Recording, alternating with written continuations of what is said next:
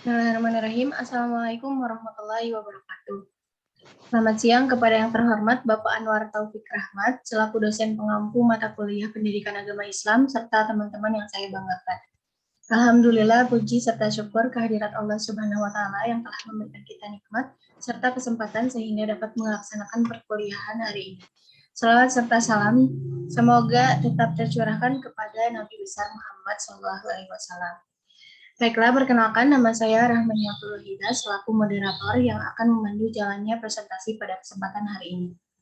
Adapun pemateri yang akan melakukan presentasi adalah kelompok 5.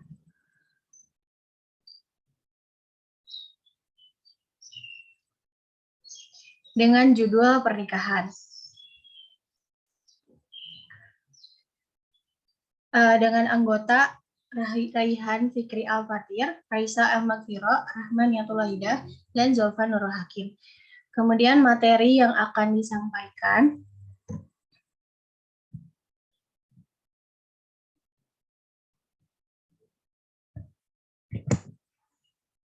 yang pertama, definisi pernikahan, syarat dan rukun pernikahan, tujuan pernikahan, dan mewujudkan keluarga sakinah.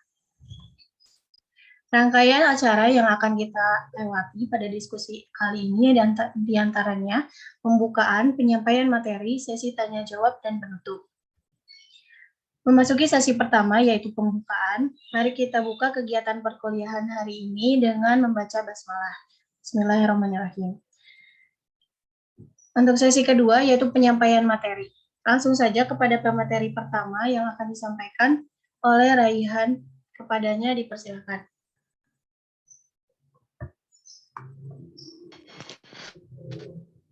Terima kasih kepada moderator telah memberikan waktunya kepada saya untuk menyampaikan materi.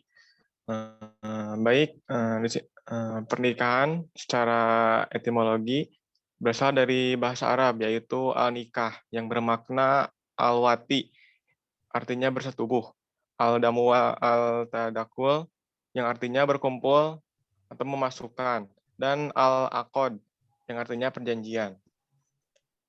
Lalu pernikahan menurut istilah seperti definisi menurut Muhammad Abu Isroh ialah akad yang memberikan faedah hukum kebolehan atau kehalalan mengadakan hubungan keluarga atau suami istri antara pria dan wanita dan mengadakan tolong-menolong dan memberikan batas hak bagi pemiliknya serta pembunuhan kewajiban bagi masing-masing.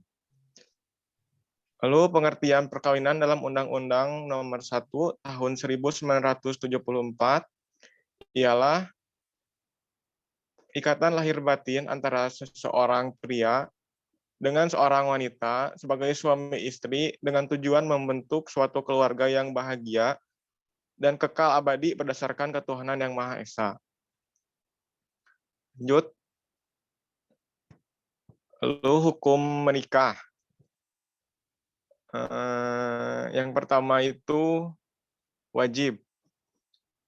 Menikah wajib hukumnya bagi seorang yang memiliki kemampuan untuk menikah, memenuhi kewajiban sebagai suami atau istri, dan kondisi syahwatnya besar dan khawatir dirinya terjerumus pada perzinahan. Lalu yang kedua, sunnah. Menikah sunnah hukumnya bagi seorang yang memiliki hasrat untuk menikah, namun tidak dikhawatirkan terjerumus pada perzinahan. Lalu yang ketiga, mubah. Hukum mubah dijatuhkan kepada seseorang yang memiliki kemampuan pernikahan dan memenuhi kewajiban sebagai suami atau istri, namun tidak memiliki dorongan syahwat yang mendesak dan tidak khawatir terjatuh kepada perzinahan. Lalu yang keempat, makruh. Hukum menikah menjadi makruh jika seseorang memiliki kemampuan untuk menikah, memiliki kemampuan menahan diri, tidak melakukan kemaksiatan, tetapi ia tidak memiliki keinginan untuk melaksanakan kewajiban dirinya kepada pasangan, menafkahi istri bagi laki-laki atau melayani suami bagi perempuan. Lalu yang terakhir yaitu haram. Hukum pernikahan menjadi haram apabila seseorang mempunyai keinginan dan tidak mempunyai kemampuan serta bertanggung jawab atas kewajiban dirinya kepada pasangannya dalam rumah tangga. Sekian yang dapat saya sampaikan, kembalikan kepada moderator. Baik, terima kasih kepada Saudara Raihan yang telah menyampaikan materinya. Untuk materi kedua yang akan disampaikan oleh Raisa, kepadanya dipersilakan.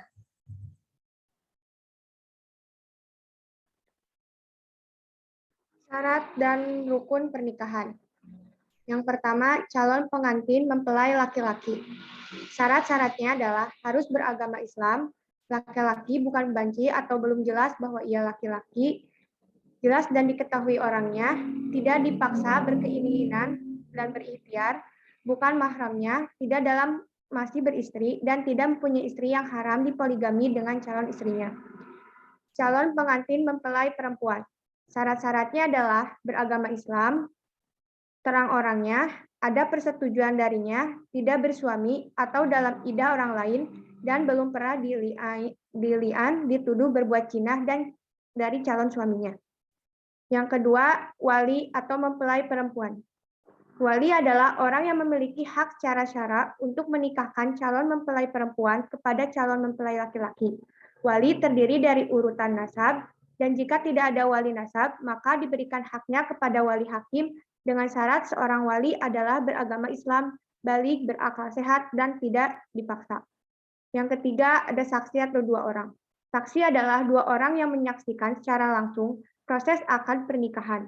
Dengan syarat-syaratnya yaitu beragama Islam, balik, berakal, sehat, laki-laki, adil, tidak dalam perjalanan haji atau umroh, tidak dipaksa dan dapat melihat, bicara, dan mendengar serta paham maksud akad tersebut. Yang keempat, ada akad nikah. Akad nikah dapat diartikan sebagai perjanjian atau ikatan dalam pernikahan. Pernikahan wajib dilakukan dengan ijab kabul dengan lisan, bagi tunawicara bisa dengan isyarat yang dipahami. Untuk terjadinya sebuah ikatan atau akad, maka sebuah pernikahan harus memenuhi syarat, yaitu kedua orang melakukan akad harus sudah balik. Antara ijab dan kabul harus satu tujuan, tidak boleh bertolak belakang. Masing-masing yang melakukan akad dapat mendengarkan sebagian apa yang diucapkan oleh orang lain dan calon mempelai wanita harus disebut dalam ijab kabul. Yang kelima, mahar. Mahar disebut juga nihlah atau sadak, merupakan rukun pernikahan, namun sebagian ulama menganggap mahar sebagai syarat bagi sahnya nikah. Allah Subhanahu wa taala berfirman, "Berikanlah kepada perempuan-perempuan itu mas kawin mereka sebagai pemberian." Quran Surat An-Nisa ayat 4. Rasulullah SAW bersabda, pernikahan yang paling berkah ialah yang paling ringan maharnya. Hadis riwayat Ahmad. Slide selanjutnya. Tujuan pernikahan.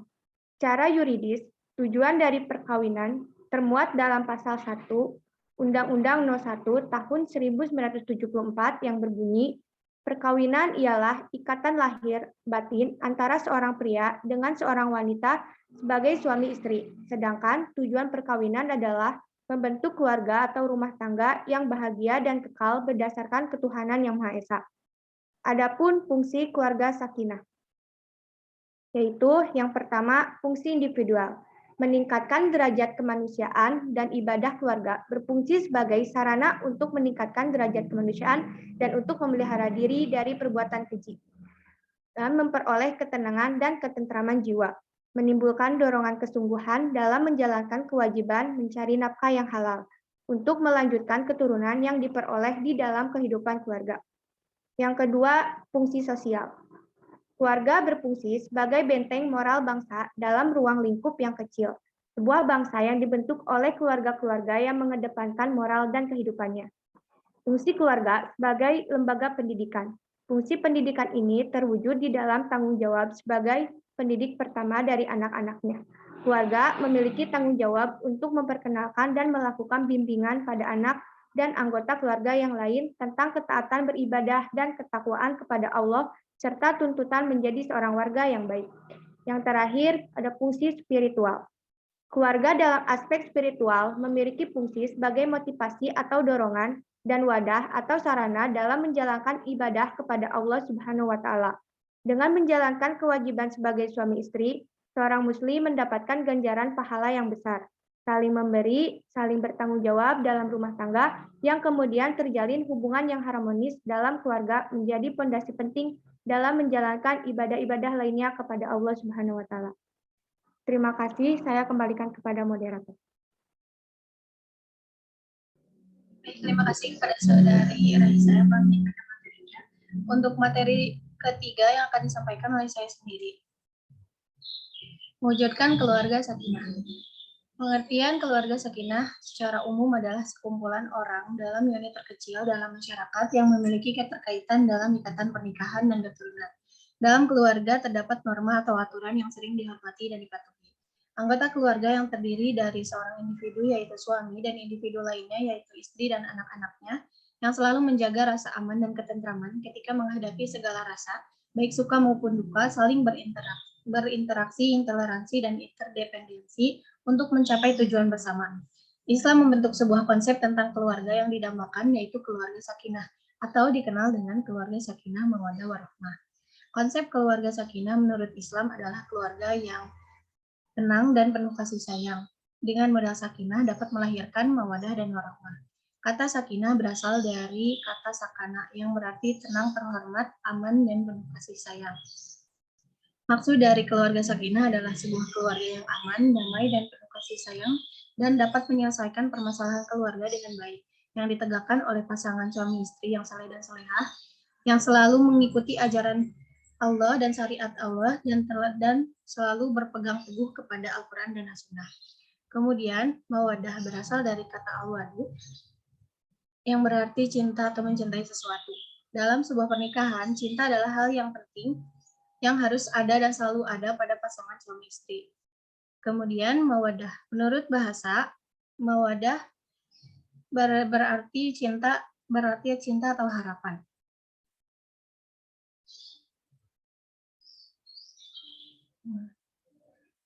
Berarti selalu mencintai baik di kala senang maupun susah. Dan warahmah memiliki kata dasar yaitu rahmat, berarti kasih sayang. Maka arti keluarga sakinah, mawaddah, dan warahmah memiliki arti keluarga yang selalu diberikan kedamaian, kehormatan, penuh cinta, dan kasih sayang. Untuk mendapatkan keluarga yang sakinah, mawaddah, warahmah, kuncinya adalah meluruskan niat berkeluarga karena ingin mendapatkan ridho dari Allah Subhanahu wa Ta'ala. Maka sebuah keluarga dikatakan sakinah apabila suasana di dalam keluarga tersebut penuh dengan ketenangan, ketentraman, dan kebahagiaan, serta terpeliharanya ketaatan dan kepatuhan di antara sesama anggota keluarga untuk saling menjaga keutuhan dan kesatuan sehingga terbina rasa cinta dan kasih sayang demi memperoleh keriduan Allah Subhanahu wa Ta'ala. Seperti pada firman Allah dalam surat Ar-Rum ayat 21. Selanjutnya, persiapan pernikahan. Yang pertama, persiapan ilmu. Persiapan yang paling penting dari sebuah pernikahan adalah mengetahui tujuan pernikahan dalam Islam. Mengetahui hukum-hukum pernikahan seperti rukun nikah. Yang kedua, persiapan mental atau psikologis menghadapi pernikahan. Mempersiapkan diri untuk berlapang dada menghadapi segala kekurangan pasangan adalah hal yang mutlak diperlukan. Ketiga, persiapan nikah. Persiapan nikah yaitu ruqyah atau spiritual. Menikah itu ibadah, oleh karena itu seluruh proses yang dilalui dalam pernikahan itu harus dengan nuansa ibadah. Keempat, persiapan fisik. Memeriksa kesehatan alat-alat reproduksi juga penting agar terhindar dari hal-hal yang tidak diinginkan setelah menikah. Yang terakhir, persiapan ekonomi atau harta. Dalam prosesnya, pernikahan memerlukan biaya yang cukup. Oleh karena itu, sebelum menikah disiapkan terlebih dahulu bekal materi untuk melaksanakannya, seperti mahar, dan acara walimah ursi atau pesta pernikahan. Selanjutnya, proses pernikahan. Dalam proses pernikahan, seseorang harus memenuhi semua syarat dan rukun yang telah ditetapkan. Setelah semua persyaratan terpenuhi, mendaftar ke KUA untuk mengikuti tahap selanjutnya berdasarkan aturan rukun hukum yang berlaku agar pernikahan tercatat di pencatatan sipil atau diakui sah dalam negara. Setelah mendaftar ke KUA, proses pernikahan bisa dilangsungkan dengan disaksikan oleh pihak KUA dan selanjutnya diberikan bukti pernikahan berupa buku nikah untuk masing-masing pasangan. Setelah akad berlangsung, disunahkan untuk menyelenggarakan walimah ursi atau pesta pernikahan tetapi tetap sesuai dengan syariat Islam. Untuk materi selanjutnya akan disampaikan oleh materi keempat, yaitu jawaban. Kepadanya dipersilahkan. Baik, terima kasih kepada moderator yang telah memberikan waktunya. Di sini saya akan menjelaskan tentang membangun keluarga. Setelah melakukan pernikahan antara suami dan istri, maka terbentuklah sebuah lembaga, yaitu keluarga. Sebuah keluarga harus memiliki tujuan dibentuknya sebuah keluarga dalam Islam. Upaya-upaya untuk mewujudkan tujuan itu yaitu yang pertama, memiliki ilmu. Pasangan suami istri harus memiliki ilmu pengetahuan tentang hak dan kewajiban masing-masing di dalam keluarga, dan cara mewujudkannya yaitu dengan keluarga yang sakinah. Yang kedua, saling mengenal dan memahami. Keluarga adalah menyatukan antara suami dan istri di dalam sebuah ikatan pernikahan. Suami atau istri merupakan individu manusia dengan ikatan pernikahan dengan kekurangan dan kelebihannya. Tidak ada manusia yang sempurna, oleh karena itu masing-masing suami istri harus saling mengenal karakter, sifat, dan kebiasaan masing-masing agar bisa saling menyesuaikan di antara keduanya. Yang ketiga, memiliki kepercayaan, trust pada masing-masing pasangan. Kepercayaan menjadi modal dalam sebuah hubungan. Tanpa adanya kepercayaan, maka akan selalu timbul kecurigaan dalam setiap tindakan suami atau istri di dalam rumah tangga. Dan pada akhirnya akan memunculkan sebuah permasalahan keluarga. Harus adanya komunikasi, itu adalah jembatan untuk menghadapi segala persoalan. Lalu, menjalankan kewajiban dan memberikan kebahagiaan. Suami istri di dalam keluarga memiliki hak dan kewajiban masing-masing. Perceraian sering terjadi akibat adanya hak atau kewajiban yang tidak terpenuhi oleh salah satu atau kedua pihak suami istri. Lalu yang keempat ada yang kelima senantiasa menjalankan ibadah dan berdoa kepada Allah. Membangun keluarga merupakan bentuk ibadah kepada Allah karena menikah merupakan sunnah Nabi Muhammad. Pernikahan merupakan ibadah yang sangat panjang karena berlangsung sepanjang hayat. Lalu ada hak dan kewajiban suami dan istri. Dalam pernikahan, suami dan istri mempunyai hak dan kewajiban masing-masing, yaitu kewajiban suami yang pertama memberikan nafkah lahir dan batin.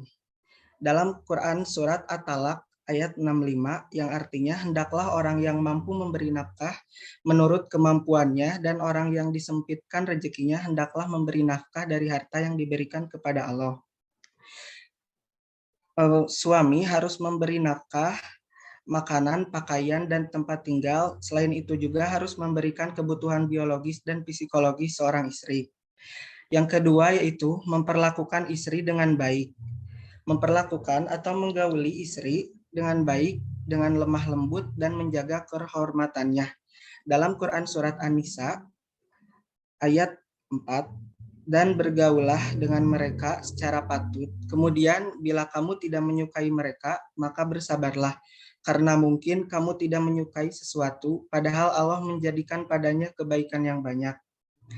Yang ketiga yaitu mendidik dan membimbing istri.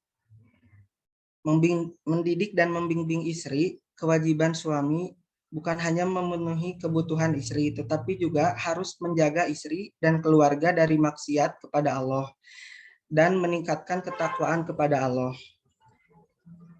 Lalu ada kewajiban istri. Yang pertama yaitu harus menaati suami selama perintah itu tidak berlawanan.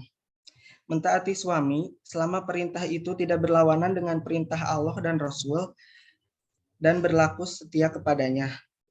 Sebagaimana hadis Rasulullah, sekiranya boleh aku memerintahkan seseorang sujud kepada manusia, tentulah aku perintahkan kaum perempuan sujud kepada suaminya, karena begitu besar Allah jadikan hak laki-laki atas istrinya. Hadis riwayat Abu Dawud. Yang kedua yaitu menjaga kehormatan keluarga, baik harta maupun dirinya. menjaga kehormatan dan dirinya, seorang istri akan ditanya oleh Allah hak dan kewajiban di dalam rumah, seperti hadis dalam Rasulullah ini yang menyatakan bahwa seorang istri adalah penanggung jawab di dalam rumah suaminya dan ia akan diminta pertanggungjawabnya atasnya. Hadis riwayat Muslim. Yang ketiga yaitu selalu menyenangkan suami. Hal yang tidak kalah penting yaitu seorang istri harus menjaga sikap dan penampilan di depan suami. Yang paling berhak atas diri seorang istri yaitu suaminya dan termasuk dalam hal penampilan. Terima kasih. Saya kembalikan kepada moderator. Baik, terima kasih kepada Saudara Julpan yang telah menyampaikan materinya.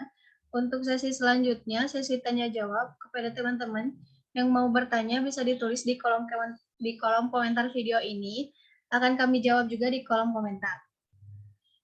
Baiklah teman-teman, dari pemaparan mengenai pernikahan, dapat ditarik kesimpulan bahwa pernikahan adalah salah satu bentuk ibadah yang besar karena berlangsung sepanjang hidup. Maka dari itu, keberlangsungan atau kesucian perlu dijaga oleh kedua belah pihak, suami maupun istri, dengan tujuan mewujudkan keluarga yang sakinah dan terciptanya suasana yang harmonis dalam keluarga dengan memenuhi fungsi individual, sosial, dan spiritual. Hukum asal menikah adalah sunnah, namun hukum menikah dapat berubah tergantung kondisi seseorang yang dialaminya. Hukumnya bisa wajib, sunnah, mubah, makruh, dan bahkan haram. Adapun syarat dan rukun pernikahan diantaranya adanya calon pengantin, wali, saksi, akad, dan mahar. Kemudian calon pengantin harus mengetahui hak dan kewajiban seorang suami dan istri dalam pelaksanaan pernikahan. Demikianlah presentasi dari kelompok 5. Saya selaku moderator meminta maaf atas segala kekurangan dan kesalahan. Semoga apa yang telah disampaikan dapat bermanfaat bagi kita semua. Mari kita tutup kegiatan hari ini dengan membaca hamdalah. Alhamdulillahirrahmanirrahim. Assalamualaikum warahmatullahi wabarakatuh.